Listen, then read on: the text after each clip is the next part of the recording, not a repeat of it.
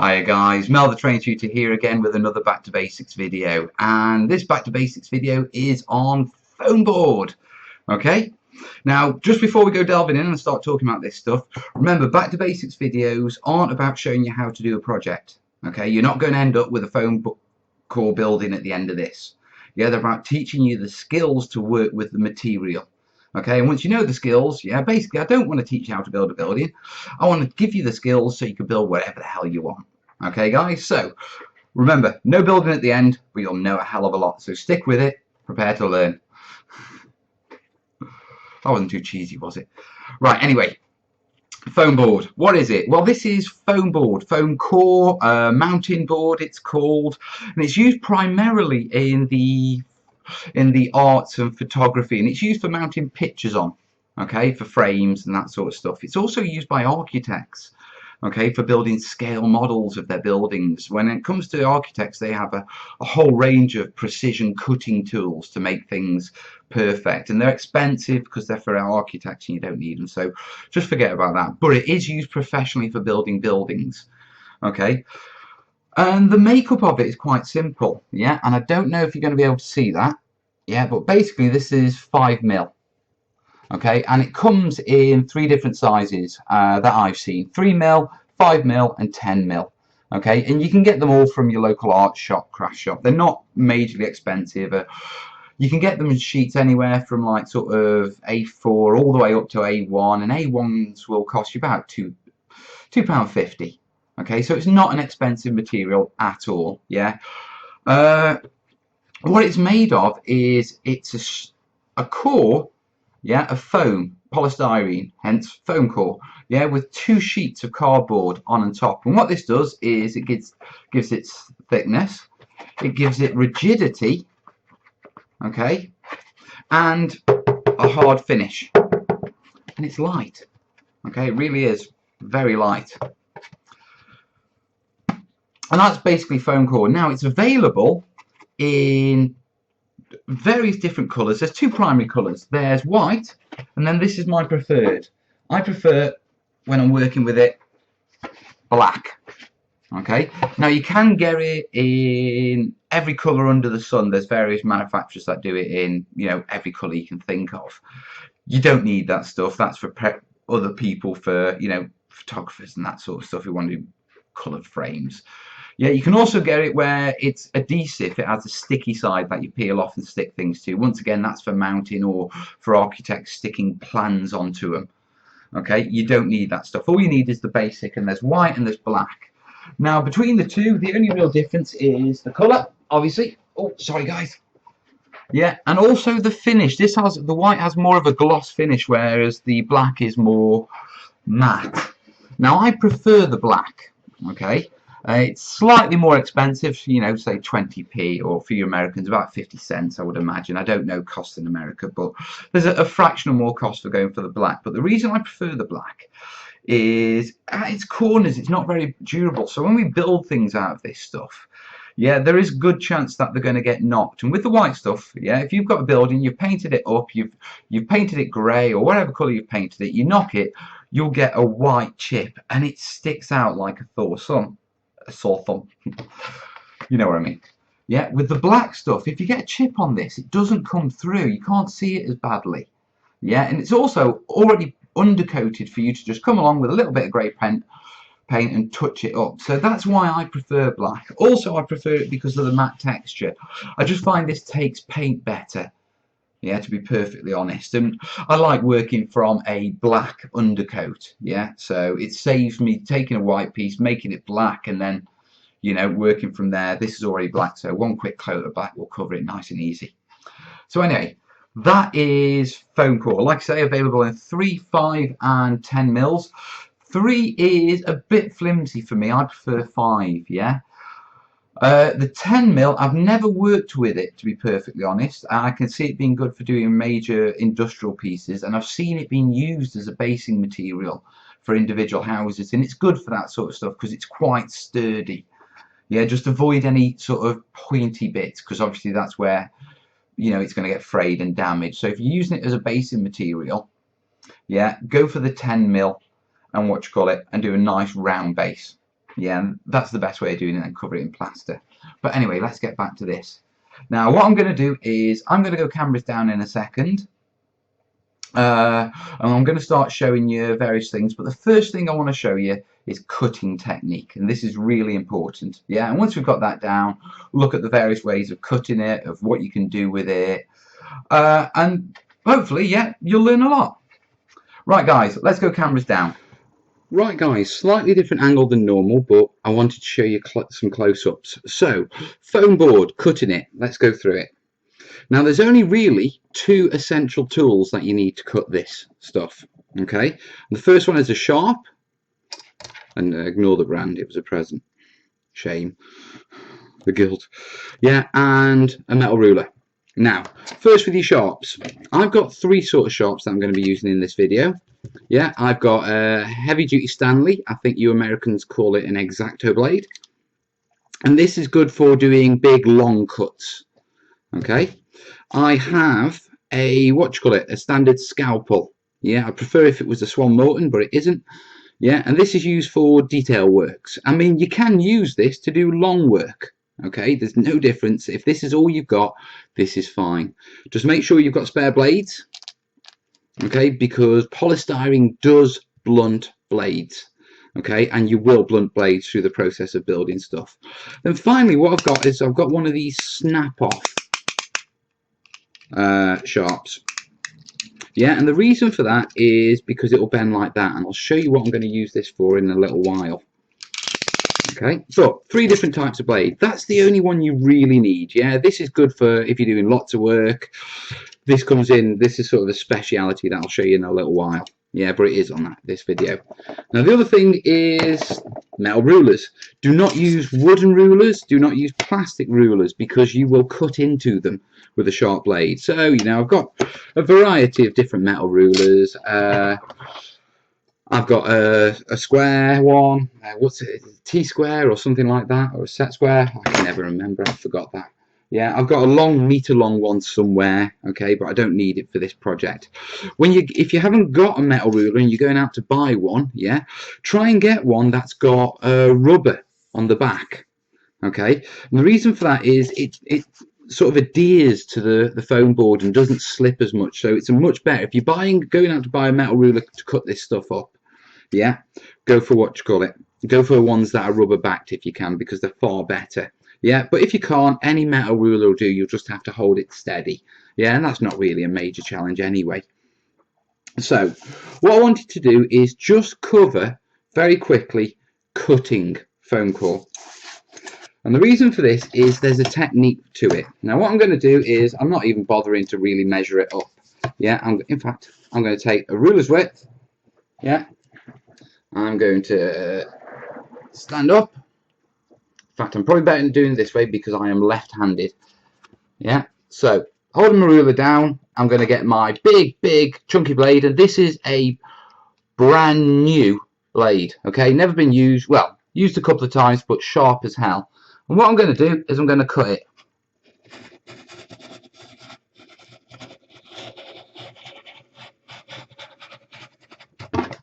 And it's cut. Now what I want to show you, where did I cut it? Yeah, can you see that? Can you see all that ripping? That's a nasty cut. That's a horrible cut. Same on there. Okay, absolutely ripped. Now this is a brand new blade. Okay, and you can get this ripping, yeah, from using the wrong technique or using completely dull blades, but normally it comes from simply using the wrong technique. Now what I'm going to do now is I'm going to cut it again. Yeah, exactly the same piece. Yeah, exactly the same blade. Yeah, notice what I'm doing differently. Watch my fingers. And there it goes. Now this one, look at that. Do you see a single rip in any of that? Let me get the board. Yeah, I can't tell which edge I cut off, but that's one edge of it. Yeah, and that's the other edge of it. Now compare these. Yeah, exactly the same blade. The bottom one is smooth as hell, the top one is ripped. Now the reason for this, okay, is that, I'll put that to one side just there. The reason for this is it's improper cutting technique.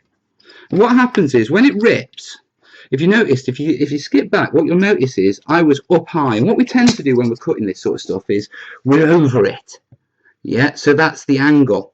And all the cutting pressure goes across just a couple of millimeters. Yeah, and so it shears it and it pushes its way through. And that's where you get the rips from. It catches and it starts tearing until, you know, it breaks free and starts cutting for another little bit and then catches.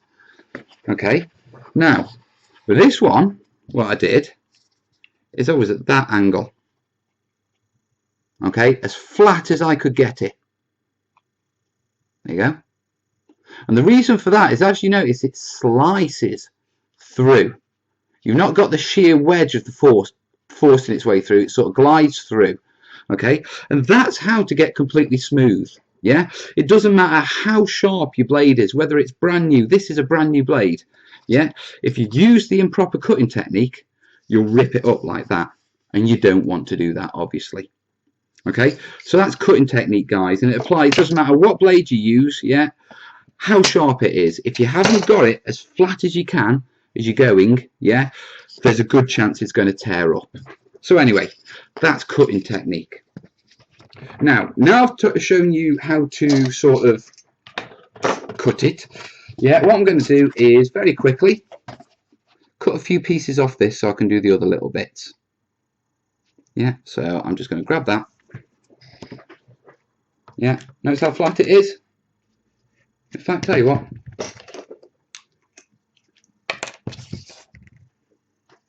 Okay, put it that way a little bit so you can see it better. Yeah, sorry guys. Right, this one, completely flat.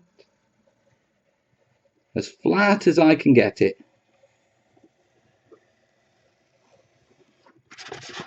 Oh, I need another slice. If you do need to just do another slice, oh, sorry, that's why I'm, don't move your ruler. Right, there you go. There we are.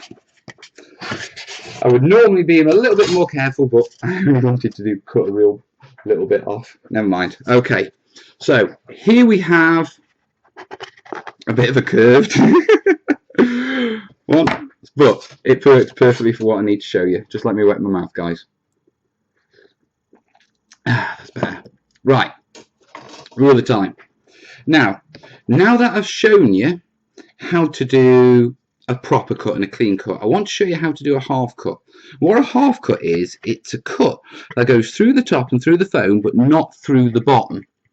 Yeah, and it takes a bit of practice, so I highly recommend getting a bit scrap piece and just practicing. And the trick is to sort of get to know the feeling of the foam board, yeah, and not to press down too much. And if I've done this correctly, it will bend perfectly. Now you need to get the practice in, okay, to get it so that it's a clean cut right down to the cardboard. If you have to snap it, you'll end up with the fragmented sides again. Now, this half cut comes in useful in a number of different ways. First and foremost, yeah, if you're building small buildings, yeah, you don't have to separate the pieces, just build the buildings in one long, the sort of walls in one long go, and then all you've got to do is do half cuts, and that will give you your corner pieces. And then you can just drop something like a bit of balsa wood, yeah, a balsa wood rod straight into there, or a balsa wood beam. Yeah, they're pretty cheap. You can get them from craft stores. Yeah, now that's the basic half cut. Like I say, the trick is to keep practicing until you get it perfectly clean. Okay. If you're snapping it, you risk leaving the rough bits, and then when you try and put a column in there, yeah, it doesn't fit properly. It can be a pain, and you have to go back to clear it. So really practice on getting it down to the cardboard and nice clean cuts. Always with foam board, go for nice clean cuts. Now that's just one half cut. Now if I go along, and what I'm probably going to do is speed this up a bit, because you don't need to see me do all these, but I'm going to put a load of half cuts in this.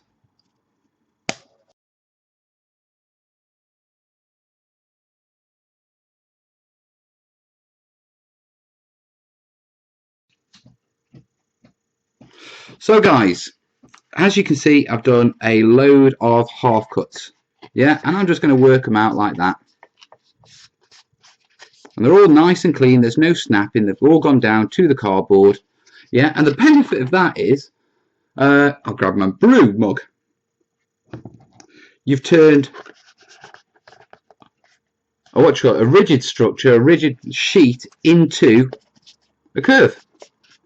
Okay, and it literally is that simple. You can do curves with this. Okay, you can then cover this over with a little bit of filler and fill in the gaps, and that will give you a nice, smooth, round, sturdy building. Okay, for when you want to do rounds. Just let me put that there. The other thing this is good for when you're doing with half cuts is, let me see, could you see that? Yeah, you can use that to make a bridge. All you've got to do is cut out of foam core, either side of it, a curve to support under each edge, and then just put filler over the top, and that will make a bridge. Okay, if I flip it over now, and I come along, and I'm going to do some more half cuts.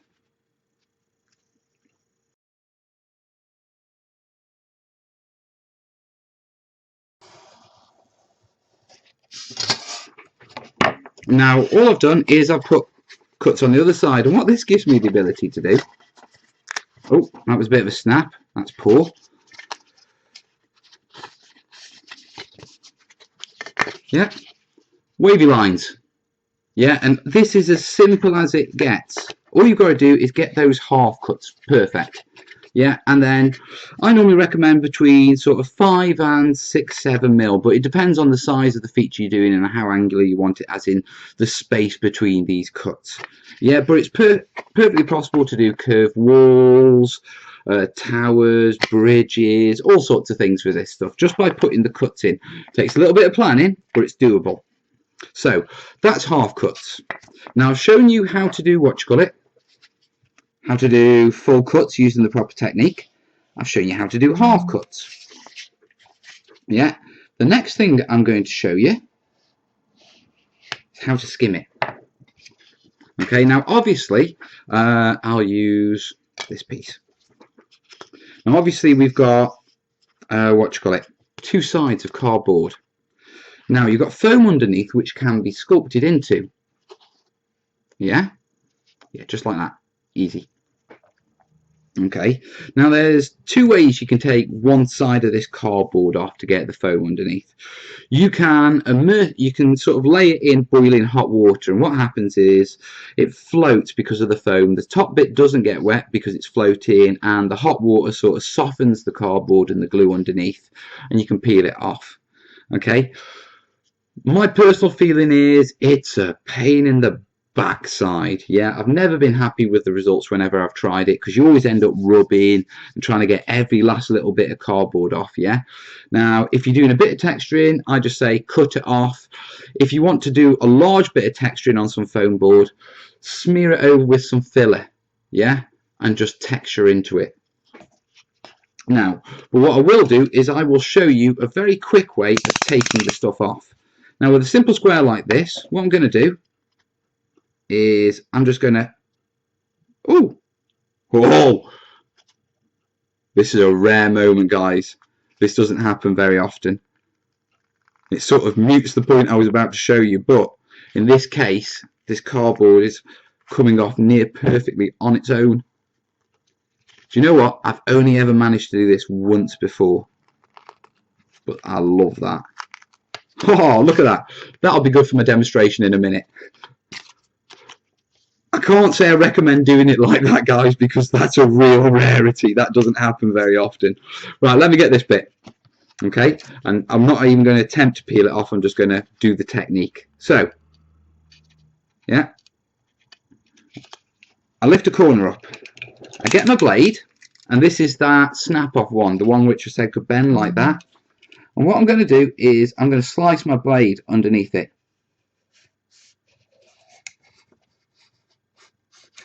Yeah, and what I've done is, as you can see, I've just sliced off a little bit. I'm going to pull it back here a bit, just because I need to be at the edge.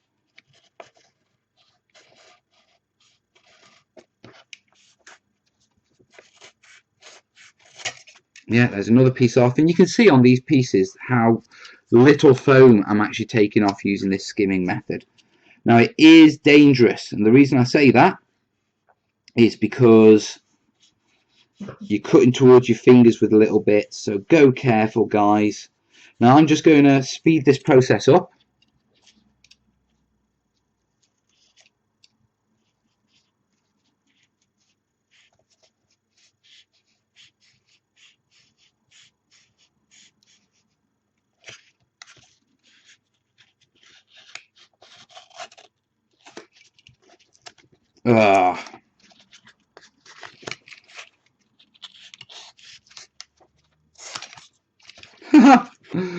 Alright guys, typical. In the process of speeding it up, I cocked it up. Right, one quick cut. See, I get a perfect one and I cock one up. Now, you know me, I'll show you my mistakes, and that was a mistake. I was sort of rushing, and what I've done is I've cut too far into the foam to sort of work with it. Okay, so here's a little bit, and basically all the technique really is to get the blade under a corner and to skim it.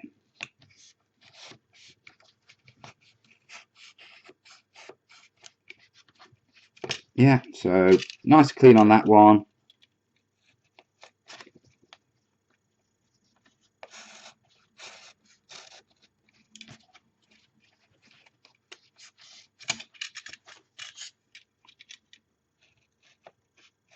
And if you can see, I've literally just gone down and I've just put my blade under that little bit, and I'm just sliding it along. Yeah, it will naturally slide under the cardboard. And there you go. And that's the basic technique. Like I say, if you're working on a big bit of this sort of stuff, put plaster or filler over it and then carve into it, or clay and sculpt into it. Okay, but now we've done that and we've got reasonably rigid. It's a little less rigid when it's big pieces because you've taken off one of the pieces of cardboard. But we've got a reasonably rigid cardboard back bit of foam. And if I get a toothpick, what I can do is I can come along here and I can score some lines into it.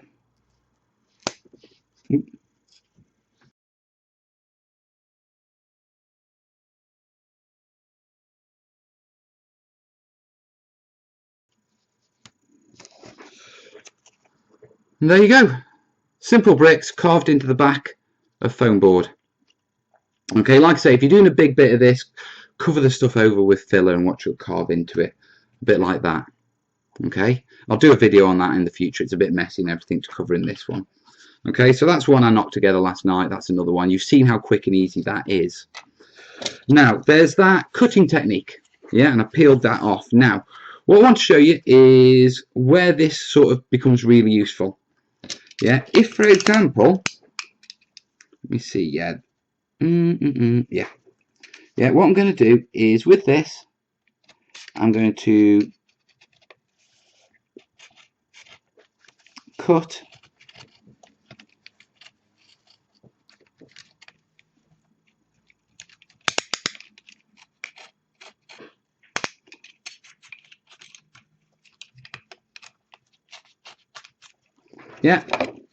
cut a little flap off.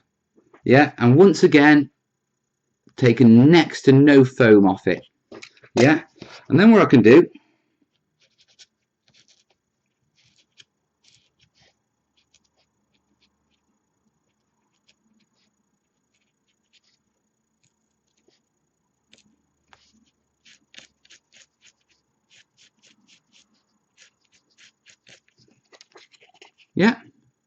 and then all I've got to do is put a little bit of plaster or filler on here to represent wall plaster, and that's how you get the patches of bricks inside the sort of, what you call it, where you've got plaster that's fallen off and revealed the old brickwork. That's how you do it. Simple as that. Okay, so that's what this tool is used for. Yeah, very simply skimming off. Yeah, and the benefit of this is the fact that it's flexible. Yeah, obviously these are sharps. Go careful with them, guys. This is designed to snap, so don't put massive amounts of pressure, and if you're really concerned, wear safety goggles. Now, what to show you next? Let me show you this. Okay, one of the strips that we cut earlier. And what I'm going to do is, using this, I'm going to quickly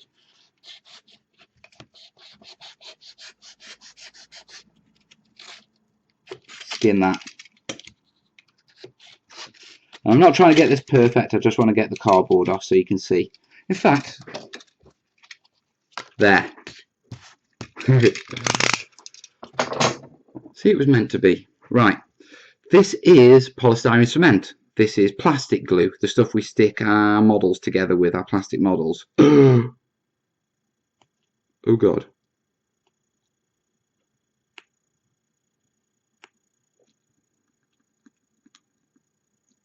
I don't think that was supposed to happen. Right, let's see if this comes out. And what I want to do is just quickly show you something.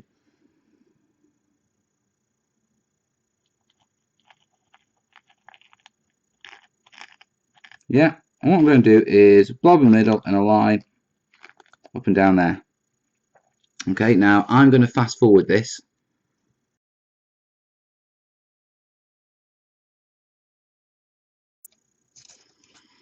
And there you have it, guys. Can you see that? It's melted straight in. Yeah, it's got sort of a gooey texture. And basically, plastic glue melts polystyrene. Yeah, you can see that. You see the depth in it, yeah?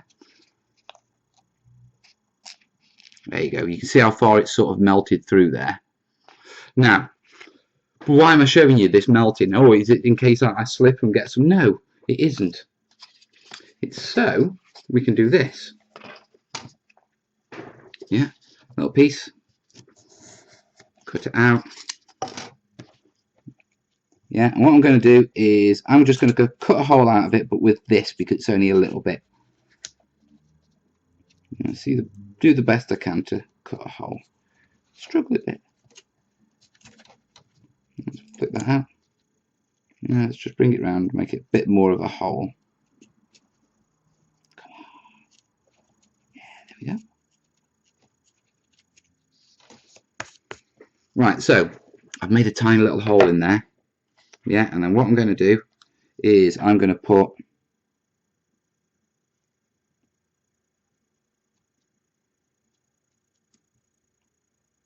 a blob in the middle. Yeah, and what that's going to do is it's going to melt through. Get my cocktail stick, give it a little swirl while it's gloopy. Yeah, and that will work all the way through. Yeah, to the cardboard on the other side. And what you can do is you can just, with anything sharp or pointy, yeah, put a hole through it. Widen it from the other side, just like that. Now that's how you do damage. That's a shell impact. Okay? And trust me, I know these things. I'll do a video on various different types of impact damage, you know, realistic ones, you know, from what I've seen. And, you know, I'll do that as a separate video. But basically, by using, what do you call it, polystyrene cement, we can melt more realistic battle damage than just cutting it out. Okay, and this is far more realistic of what you get when you get battle damage than those star effects and that sort of stuff. To be truthful, I haven't really seen many star effects when, you know, rounds have been hit in concrete buildings. Okay, but that's very simple, easy to do battle damage. You just literally cut lots of little holes off. Yeah, drop your glue in, work it round, poke it through, and the piece is battle damaged. You know, it's got shell impacts in. Yeah, and because the glue hardens, yeah, and sort of sets, and it goes hard again for a better word. Yeah, it can be painted, dry brushed, all that sort of stuff, no problem at all. So there you have it, guys. Easy, simple battle damage. Yeah, with some PVA cement. Now the next one. Let's see now. I'm going to have to set up for the next one, so I'm going to be back in a minute, guys, with a few more tools. I'll clear my workspace off. I'll see you in a minute. Right, guys, now we've covered all the fancy stuff with the curved bridges and the damage and the sculpting and all that sort of stuff. It's actually, let's look at simply planning and cutting it out. I know it seems a bit weird to do it this way, but it's just the way the video's resolved, sort of worked its way out. Now, when it comes to cutting this sort of stuff, you need a few basic tools. Obviously, like I say, metal ruler, blade. Okay. Now there's a couple of extra things that come in really handy, and one of those is a an angle, a T-square. Okay, and this lets you do right angles. Really nice. Yeah. But if you don't have one of these, it's not a major problem. Now let me show you a little trick. Lego. If I put Lego there, I know that's flat against that. And then if I get another bit of Lego and I put it like that, I know that's an exact right angle. And then if I get my ruler and I rest it flush up against the two pieces of Lego, yeah, what I walk away with is a bang on right angle. And just to prove that, I'll get my angle. I'll slide it in here. And there you are. Absolutely bang on. Okay, so that's a really simple trick for getting, if you haven't got the tools for getting right angles, just use two bits of Lego, line them up, and then line your ruler next to that. Okay, now what I want to do is I want to show you just a simple cutting out and constructing like a little wall, so to speak. Yeah, so you can see cutting techniques and planning techniques. So what I'm going to do is I want a 3-inch strip out of the bottom of this. So I'll get this, and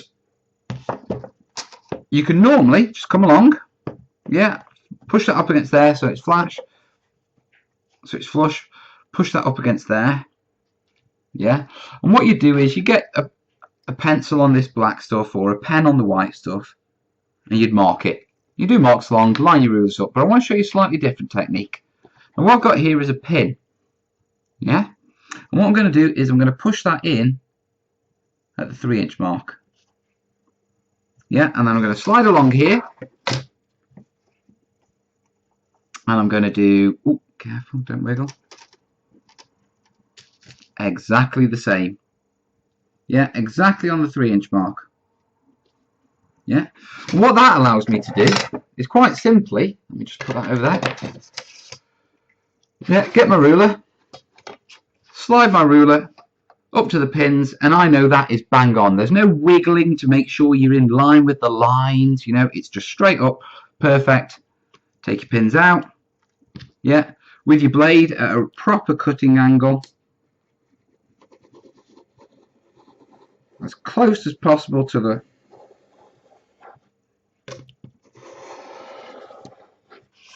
yeah, and you walk away with a beautiful clean cut, and it's exactly 3 inches all the way along. Perfect. So let me put that over there. Yeah. Now, of course, you don't need to mark this stuff out. If you're only doing what you call it, little cuts, then what you can do is come straight along. Yeah. Put one there, and then I can just walk along. That's perfectly in the right place, and I can just go.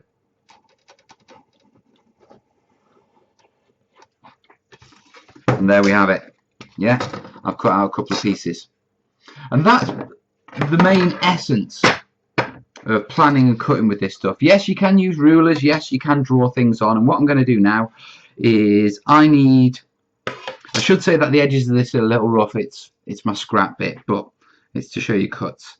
What I'm going to do now is very quickly do a quick door. Okay, and so I want a 2-inch high door. So I'll put a mark there, and I'll put a mark there. Yeah, and then very quickly I can just get my ruler. I can draw where the sort of height of the door I want, and generally, yeah, you don't need right angles just to do little doors. You know, they're only small. You know, the angles are better for large pieces. You know, when you're in this sort of situation, just doing detailing, you don't need to go to all the hassle unless you really want to. Yeah, so what I'll do is I'll use the width of the ruler to line it off. Yeah, and because it's pencil, I'll show you.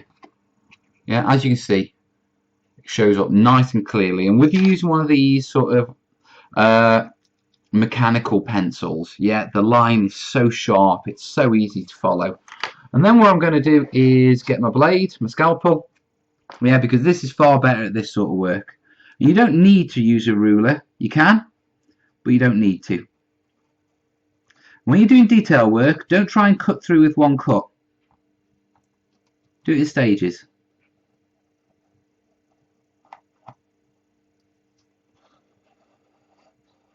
Yeah, that's one.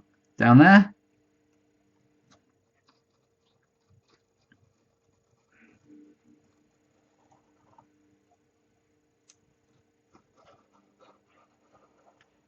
Yeah.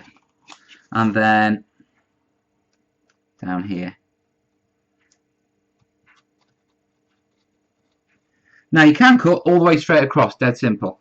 But what I like to do is when I'm doing doors or corners that are inside the piece, just go from one end into the middle and go from the other end into the middle. And what that does is it stops the sort of overcut, which is sort of a telltale sign.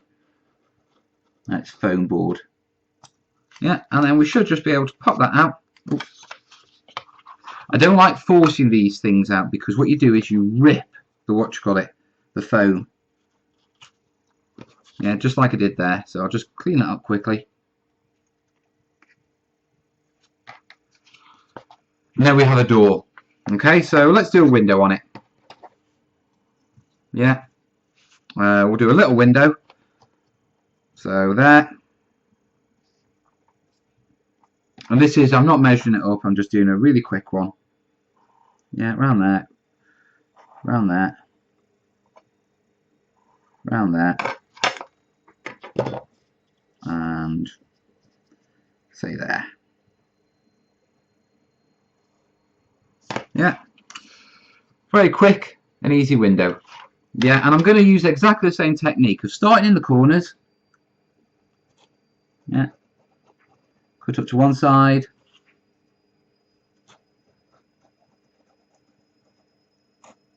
Now you can use a ruler for cutting if you want it to be precise. You can get little rulers like this, so they're really simple to work with. Okay, so just like that. Yeah, easy peasy.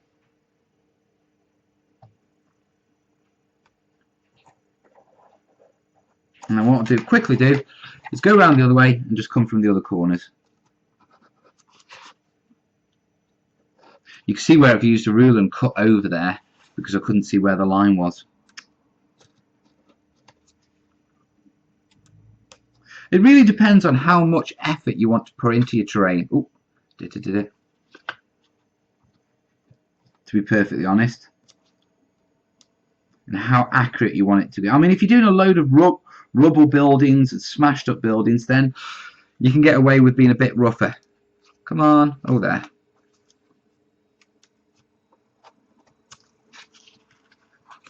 That should be up. Oh, you sod. It's not playing today, is it?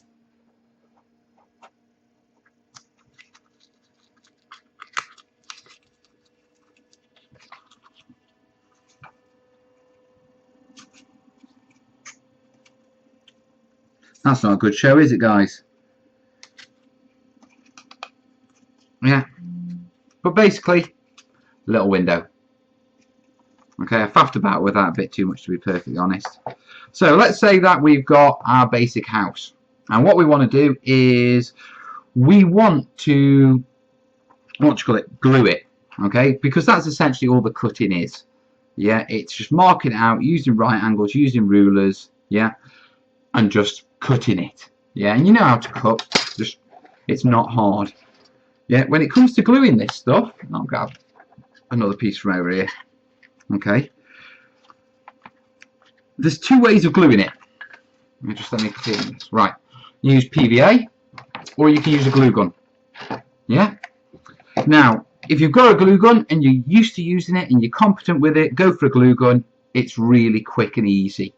Okay, the disadvantages of using a glue gun is if you put too much glue on, it can make a mess that sets, and it has to be quite cleaned up, and it can be quite difficult to clean it up and fiddly because it sticks to the cardboard and all those sort of things. Yeah. The other thing is this tends to stick a lot quicker than PVA, so you don't have much time with play to sort of adjust things and get them just right. Okay, so Generally, I don't use the glue gun for doing this sort of stuff. I use PVA because it gives me more control and I can clean it up better. But what I'll do is I'm going to quickly just join these two pieces up so you can see the basic mechanics of putting together a foam board piece. Okay, and the idea is all we're going to do is we're going to glue it like that. Yeah. So what I've got is I've got a base piece. Yeah, I'll do. And I've got my pins. I've got, where is it? Where is it? Where is it? It's gone. Where's my masking tape gone? Just 1 second, guys. Let me get another roll. I bet the kids have nicked it again.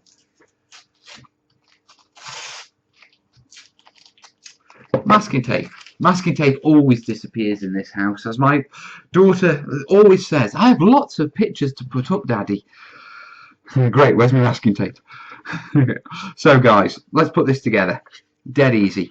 What you're going to do is very quickly run a bit of PVA there. This is quite watery PVA.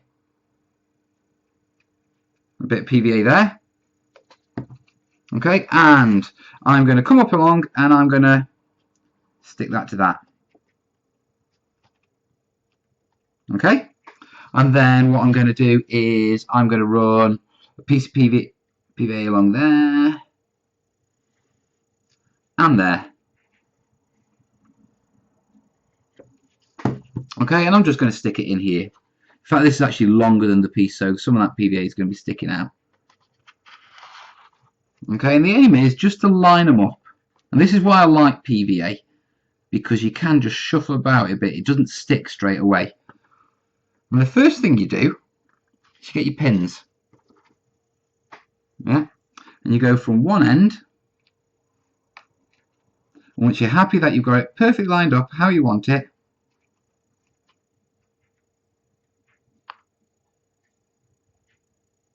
you push that pin through. Not all the way, just far enough so it's stopping it wiggling. Then I'll do the same at the bottom. Now you can see PVA going on my desk here. This is because I'm just doing this gluing example. Normally you build it on a base. I don't recommend having like 5mm foam core, as what you call it, as your base. Yeah. But this is just an example of how you glue it. So we line it up, push the pin through. And what that does is it stops that piece from moving. That's solid now. That's not going to wiggle or warp or anything like that. At that point, I can get my finger and I can clean up my PVA, or a wet cloth if you've got lots of it. And then finally, you can use two sorts of tape to do this. You can use electrician's tape or masking tape. Yeah, don't use sellotape or brown parcel tape. Basically, these two have sort of a low stick. And so what you can do is you can peel a bit off, and then you can, stick it on. Now when you stick it on, go from this side pulling towards the glue. And the reason being that if you go from this side and stick that way, then your traction, I find the traction's sort of pulling the pieces apart. Whereas if I put this on there, like that, I can hold it still and then I can literally pull that taut, yeah, low tack, remember, pull that taut and then stick it down. Right guys, this is all dry now and it's ready for sort of unsticking. Now before I do, I want to show you something quickly. Okay, do you see those two pins at different angles? If you don't want to use the tape to hold the joins together, okay, if you put pins in at two different angles, what it'll do is it'll stop it sliding backwards and forwards. Hey, boss. Okay, so that's an easy way. If you don't want to use the masking tape and you just want to use pins, just put them in at an angle. Okay, now when it comes to unpeeling this, I always suggest that you go from sort of pull towards the join. Okay, if I pull it this way, then what will happen is as I reach sort of over here, I'm actually pulling the joins apart.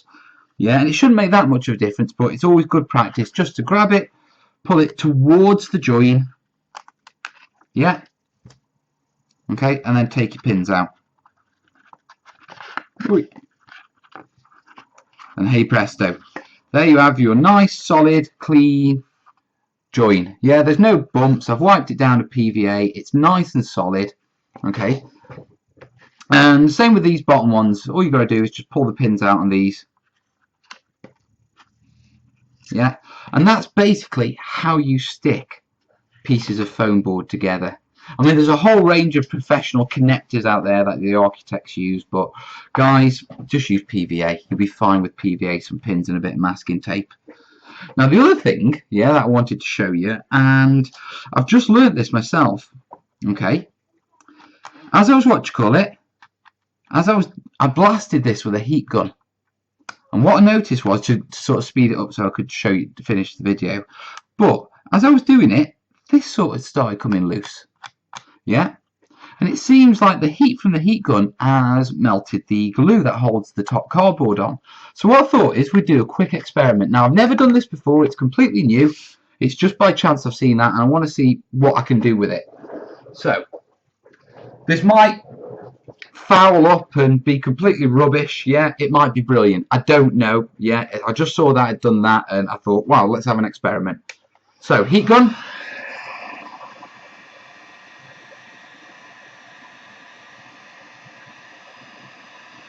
Whoa, yeah, I can see a bit of melting over there.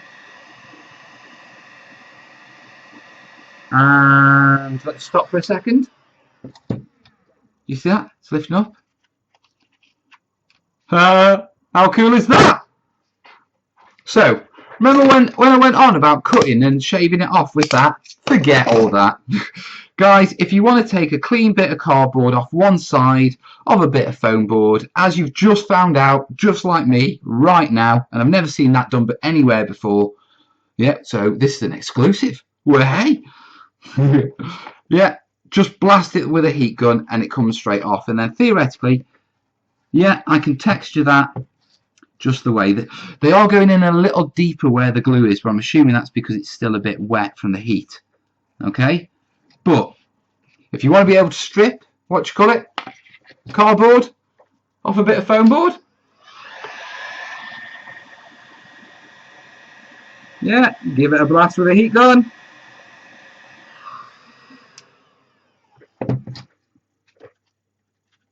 And peel it off. How bloody brilliant is that? And I think that's a brilliant place to leave this tutorial, this back to basics video. Now, I've covered all sorts of things, guys, you know, detailing, putting together, cutting, planning. Basically, I've given you a comprehensive overview of working with foam board. Yeah, now, on the basis of this, there should be no project that you can't attempt. So, guys, all right, let's go cameras up. So guys, that's foam board. Now, just to recap what we've covered with it, we covered what it is, where you get it, what sort of sizes and colours and types it comes in. We've covered how to cut it properly. And remember, keep your blade right close to the, to the foam board, not up here. Okay, we've covered what you can do with half cuts, with angles and shapes and making it into curves. We've covered skimming it off and putting detailing on. We found a new way to take the entire back off it, you know, quick and easy with a hot air gun, which I think is brilliant. Absolutely brilliant. We've covered planning it out, how to mark it out with pins, how to cut it out, the various different ways of gluing it, the various different ways of holding it together, you know, pins and tape while it's gluing. And basically what we've done is we've given you a solid grounding in all the techniques that you can use with foam board to make scenery. Now, I haven't shown you how to make a building. You know, you saw my building, it was very basic, but what I have done is I've given you the skills to make whatever the hell you want, guys. So I really hope that, you know, you take from this as much as you can and really get building and show me what you build. In the meantime, yeah, if you've liked what you've seen, yeah, click a like button, guys. Let other people know that's a good video and let me know that I'm on the right track. Yeah. If you like terrain in general, click the subscribe link, the one coming up here, down here. Yeah, I'm always posting terrain vids, and if you really want to do me a favor and help out, yeah, share the video, show it your mates, show it your terrain builder mates. Yeah, I'm sure they'll appreciate it. Okay, anyone who's in terrain building, you know, we're always after new sources of information. Now, finally, if you've got any questions or comments, yeah, drop them in the comments. I don't mind answering them. There's no such thing as a stupid question. Okay, so ask away. Yeah, don't be afraid. I always answer my comments and I look forward to receiving them. So guys, any questions or comments, throw them in the comments. In the meantime, yeah, like, subscribe, and get building terrain. Yeah, in the meantime, I will see you soon. There's another video and a whole new series on building interior bit, a ruined building coming up real quick using all this sort of stuff. So keep your eyes peeled. In the meantime, have a good day, guys. All the best. Ta-ra.